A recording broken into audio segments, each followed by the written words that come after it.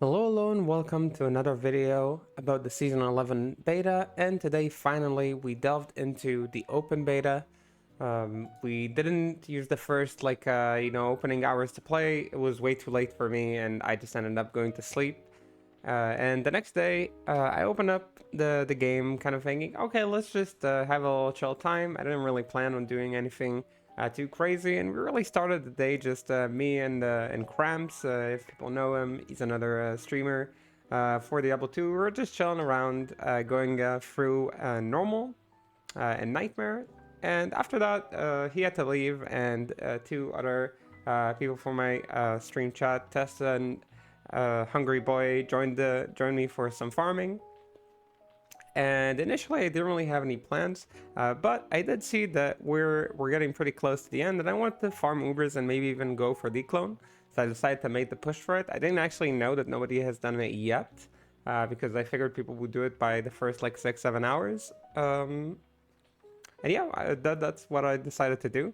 And here is how I did it. I wanted to kind of share the video, and then I can show the gear more specifically. I didn't, like, after I did the kill, like, I didn't really do anything else. But just to show people the progress, like, on ladder reset, on a more clean character. I know a lot of people have been asking to see these kind of more, the instance, what kind of gear can you do? How do you farm the keys? How do you do anything?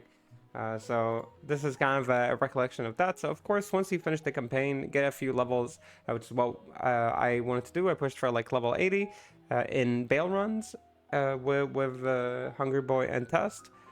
So once you do that, you can start farming keys. You can farm keys earlier if you're like speed running, but I just wanted to be, safe and have a few more skill points. We did it with Druid, of course, because I'm going to play Druid on ladder reset. As you can see, I go to Izzle to farm my destruction keys. And the process is pretty simple. I like farming Izzle more than I like Nail Attack. It's safer in my opinion, even though there are souls. The cool thing about Izzy is that he also blows up the screen, so you get all this like extra farm that you might not get otherwise from Nail Attack. Nail Attack is a little bit more consistent to find, but I still like farming Izzle a little more. So this is a preference thing, but I generally farm Izzy. As you can see, I go to City of the Dam TP and I look for the way to Izzle. I don't use any mapping tricks or things like that, so I'm being a very casual player about it. I don't know if there is a mapping trick to finding Izzle outside of like he has a little L-shaped sign on the map that you guys can see maybe whenever we do find him.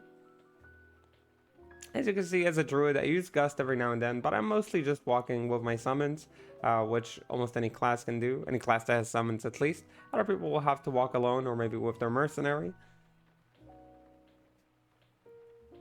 And we did happen to drop a Kez. Okay, wait, here you can see, yeah, we're getting 2 destruction keys back to back. You can see that over here, from, like on the ground, is like a little L-shaped, like pit. So this is kind of what I mean as an L shape. So if you look for this on the minimap, you'll see this mark. That's how you know Izzle is there. If you feel like you missed him, if you're not sure where he is, that's where he should be. So yeah, we get 2 destruction keys back to back. I already found one a little bit earlier. And yeah, that's basically how I run it. Also, while farming these keys, you'll get like these nice drops, like the belts, the gloves, all of these kind of things that might help you with resists. As you can see, I'm not fully topped on resists, but I'm using what I found for the most part. The Spirit Shield, I crafted like a caster club. So all pretty simple stuff. I did happen to drop a Quetzal, but it was just 1 skill, sadly. The reduced gust cooldown is very good. And over here, after I finish farming my destruction keys, the key order doesn't really matter too much. I like to farm destruction keys first because a lot of other classes struggle to farm destruction keys. So I'll always start with destruction because if I get some extras, I can always easily trade them. People are looking to trade into destruction more than into hate or terror keys. I'm doing my terror keys afterwards. A lot of people farm arcane already, so I like farming destruction, terror, and then hate. Of course, it's like up to your preference, but that's just like my ordering. And you can see us dropping another streamer luck moment. Dropping a Key of Terror after dropping 2 Keys of Destruction in a row. So back to back to back. And I just keep on farming, you know, keep the luck going. By the way, a moment to appreciate how awesome it is that I just pressed like a shift right click and they all go into the materials tab. No need to do anything. They just sort themselves out. I absolutely love this. I love that this will make a lot of people's inventories a lot more ordered as well. I think that's a good thing for the world. So we walk over to Blood Raven. I pick up amulets just in case we drop like +3 or +2 to Druid summons, because these are great amulets to have. Amulet is a really nice slot to get plus kills from early on. And we go again to the burial ground.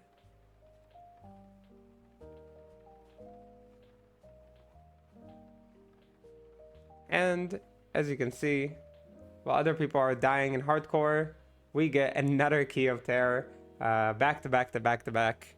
Absolutely amazing. I got the other keys later. I also had help from Tess to get like the hate keys, which was very nice. I personally farm hate keys from the Blood Witch, but some people farm it from the Summoner. Up to you guys. Remember that in Season 11, two things are very important. One, you can only farm the keys in Hell, right? Uber keys cannot drop in Nightmare anymore, the Uber materials.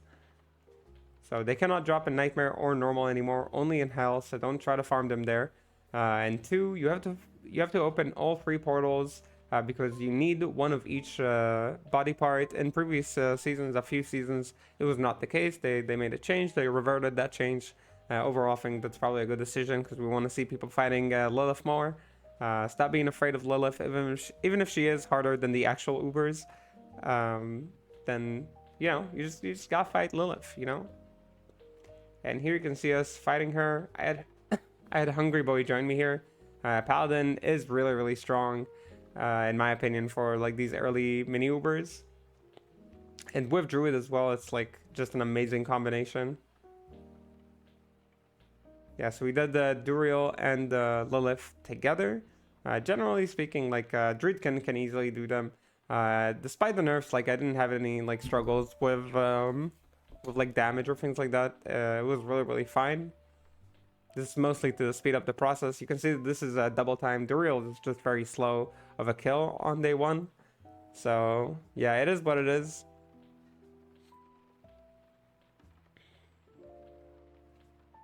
In the meantime, Tess was farming some juves. And here we go, getting the third body part. And inside, you can see us killing Mephisto pretty easily. We already killed Bale first. There was like a pause in the middle, so I didn't want to include it in a super long clip. I just wanted to kind of show how it looked like. For the most part, as a druid, you'll just be resummoning. I've demonstrated a bunch of like beta Uber kills with summon druid, so I didn't want to like include the whole thing. That's pretty much how it looks like. If you are doing a day 1 kill and you got a group, make sure to spawn the Ubers in player 1. That means when you walk in, make sure the other players are outside of the game. Spawn the Ubers in P1 and then let them join the game and then walk through a portal. Just so you don't have to fight a P3 Ubers fight. That's pretty difficult.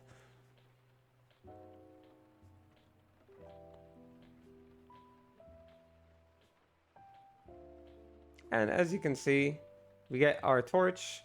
The torch we got was a 3111 Amazon torch. So pretty much almost anti-perfect. I had 11 energy as well. So almost an anti-perfect torch. I'll show them soon for the people who really want to see all the gear.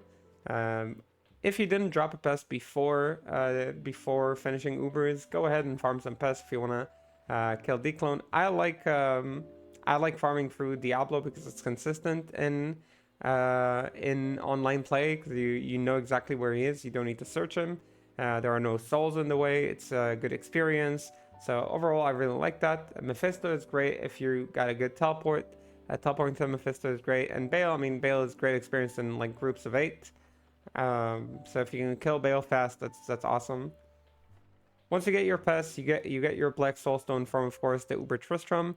You need one more piece to make your Dclone orb, and that is PDE, Prime Demonic, not Prime, Pure Demonic Essence. and you get that from act bosses. So the way that I do it is I won't clear the entire map. I'll simply teleport close to the end, and I'll just I'll resurrect my merc probably. I think that's what I'm doing here, and I just killed the boss. It is way faster. If you want to farm on the way, maybe you're still lacking in farm, make sure to clear the map. The map has really good drops, like maps in general have really good drops. But I simply just go in to kill the boss, check if there's an event. Otherwise, they just keep going. This is just for PD farming. This is for people who are looking to get early declone kills. You don't have to do the entire map, but otherwise, yeah, you're fine.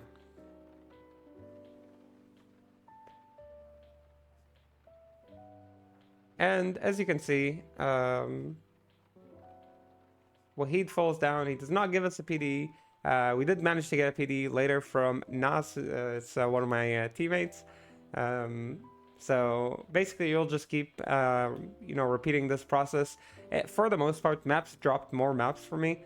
And if you get a Goblin event, he will drop maps for you as well. So these kind of things are really nice to kind of maintain the amount of maps you have.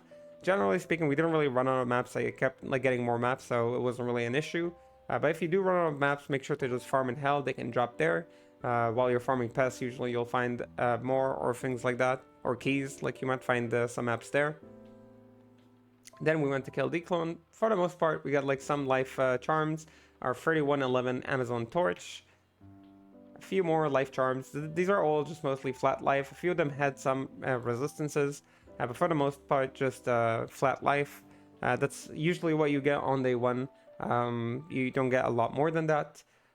Gloves just have 25 or 30 poison res and some flat stats. Crafted caster club. Usually out of 20 crafts, I get a +3 club. This time I only got a +2, which is fine. It gives you some FCR. It gives you +2 to skills. And that's really okay. I also got some resistances off it, which is nice. A rock stopper that we put an rune in. Rock stopper is great for day 1 declone. Just a super solid item, gives you tons of res. We slammed it for lightning resistance, which also really helped us in Ubers. Gives you FHR, PDR, and tons of res. We socketed it with a Larzak. We got a belt here with some PDR and res as well, with a bunch of flat life too. We got a ring with 11 res and some flat life. Another ring with 11 res and some flat life. I was a little bit overcapped on res, which you don't need to be. These are just the rings we dropped. Sometimes you get good rings, sometimes you get good belts, sometimes good gloves, sometimes good amulets. That's just is what it is. Amulet is just a gambled free summoning skills for Druid. Spirit Shield and Inferno Strides. I don't know why I moved so fast there. The armor is a rain. I made a rain rune word.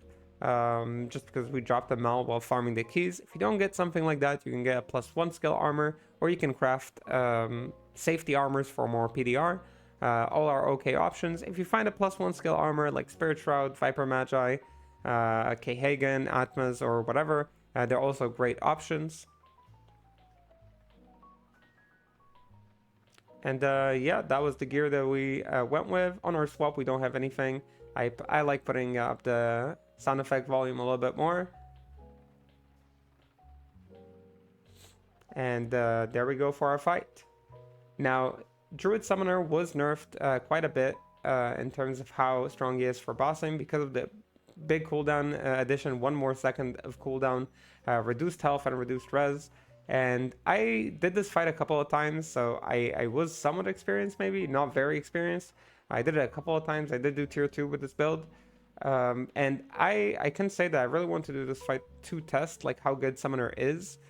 Just is it still a viable option? You can see that the phase 1 was pretty easy when there was not too much meteors and clutter. But keeping up the bears was incredibly difficult. The cooldown is just a major sticking point here. Where very often you just get wiped on your bears whenever there's a fire wave or a lightning hose. You can see that they come down before I managed to summon the other one. I did use the Spirit Wolves this time. It felt almost necessary to use the Spirit Wolves during the fight, just to have a few more bodies so you don't get absolutely aggroed by the skeletons. As you can see, when I'm running away, I didn't have cannot be frozen CBF.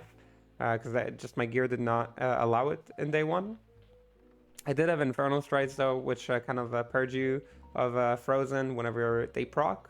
So that was something, and it was really hard to keep up the summons. You can see I summon a bear, he immediately dies. Summon another bear, it dies before I can summon another one. I try to put a few wolves up just so they get targeted first. But yeah, once we got to the second phase, it started becoming a lot more difficult. Now remember, this is pretty bad gear. It doesn't mean that like if you have good gear, you could probably do this somewhat easily on tier 0. But it's still important to remember like how the changes affect like the different classes. And this is one that I really wanted to test.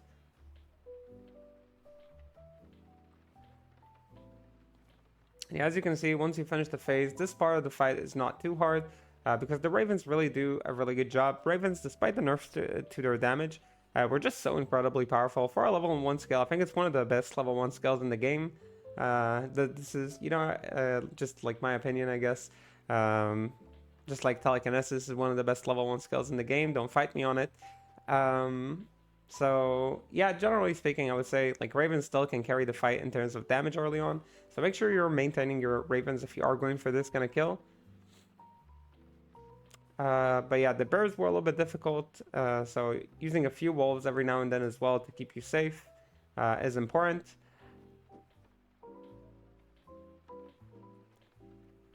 And over here in the mages phase, the main thing I wanted to do was try and kill the cold mages, just because they were kind of targeting my bears and slowing them down. I wanted to avoid anything that causes like my bears to freeze, just so they can do some damage. And yeah, whenever I get like 2 bears up, like some fire waves happens and they both go down. So there's going to be a lot more kiting, a lot less standing there and tanking it with the bears. As you can see, if you can find a good spot to summon the bears and attack like a bunch of ranged minions, that's definitely what I recommend you do. Because you can see, like the part with the physical ones is pretty easy to deal with. Especially if you get a pair of Infernal Strides. This extra mobility that it gives you is really, really nice. And as you can see, we have that like 1 extra mage up there at the top. We managed to get rid of him. During this fight, I didn't really manage to maintain Feral. It seemed like also a little bit unnecessary to focus on, since I had to resummon the bears so much. I didn't accidentally, I unluckily get a invisible fire on the ground there during the fight. That's okay.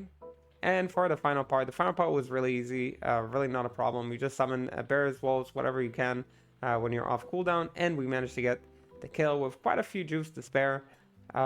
We had 2,000 life in total, no CTA, no anything crazy. Outside of like the rain, I feel like the rain was like the main thing that was very, very strong. And let me hop into the game just to show our gear one more time and the anils that we got. This was how we finished the volume. As I said, I like to put it up whenever I do boss fights. So we got our crafted caster club. I put 1 socket in it. I always save jewels that have a lot of res in them. So this one had 28 cold res. We didn't really need it. I used it for Ubers, but that's why it has the extra cold res. It also had 7 FHR, which does not affect our gear at the moment. I think it affected us in Ubers. I had like 1 more charm for 5 FHR. So this is the club that we were using. Very easy to craft. Rock Stopper you can find super early. If you farm Nightmare a little bit, farming Nightmare bosses can drop this very commonly.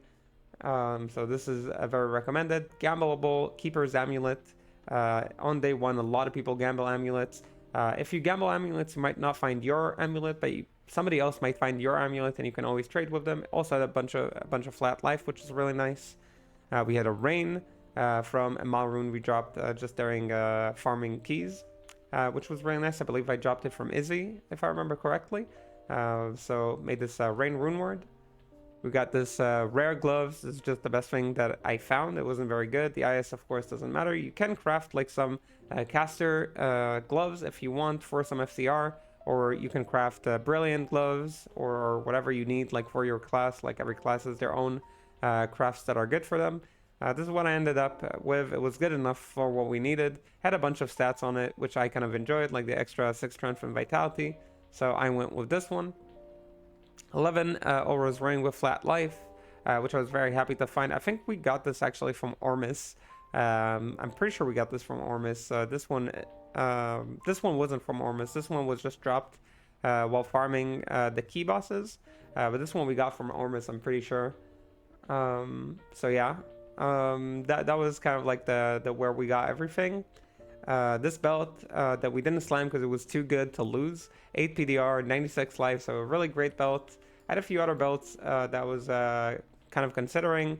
We had the 41 belt with no res and some FCR for an extra breakpoint. This FCR belt with some called a lightning res but no life.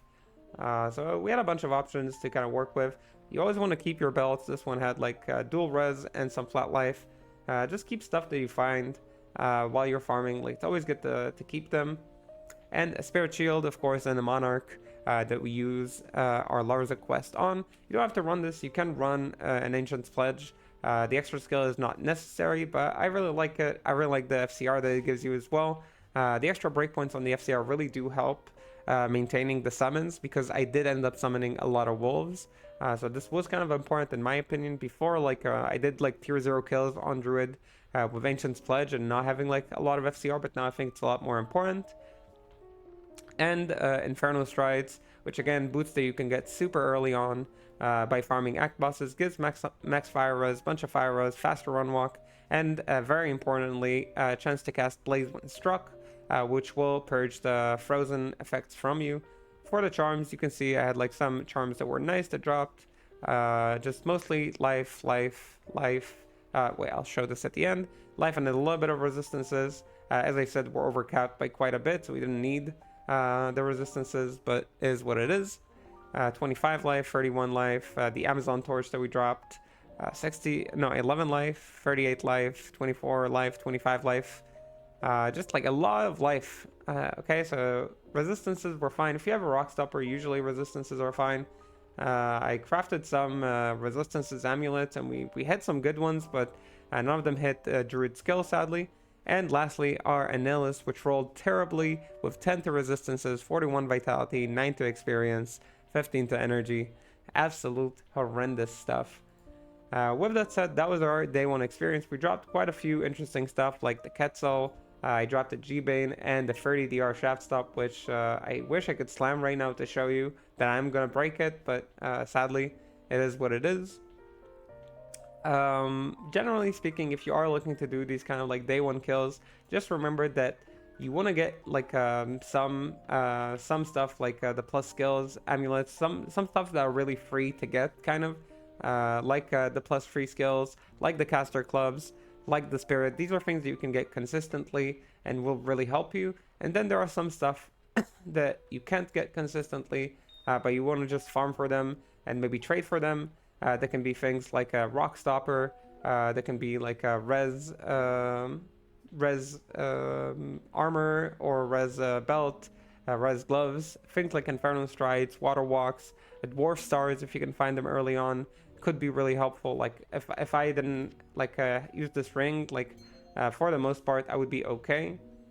Like I could find like one small charm for fire res, and like my resistances would be fine. You don't need to max your poison, but I could put a dwarf star in there and suddenly I'm a lot safer. So again, always consider these things. Make early rune words if you can, if they're helping your character. And we didn't do it because obviously this is open beta, but in the actual game, looking for an actual druid torch before you go in is a great strat, or like a torch of your class, just to get these 2 extra skills. We ended up doing the kill with 28 to bears, 28 to ravens, 28 to wolves, and 28 to spirit wolves. The rest of the points I put into werewolf. 1 point into werewolf, 1 point into feral rage. I didn't end up using it, but it's usually good to have this. It's not bad to have like this option of extra mobility. And the rest of the points went into lycanthropy to just give us as much health as we can. I did not level anything else. Generally speaking, as a summon druid, you already respec for... you don't respec for anything during the campaign, so you have 2 free respecs, so definitely use them to maximize your Dclone kills. After that, you can do whatever you want, like that's like more of a you thing to decide in the future. But yeah, that was kind of like our day 1 experience, how we got to Dclone kill on day 1. And yeah, just I hope everybody gets like a great luck and RNG on their first day on season 11. I wish everybody a happy season 11. I hope that you find the class that you like playing. You have a lot of good time. If you enjoy this content, make sure to leave a like and subscribe. I will see you in the next video or in the next stream.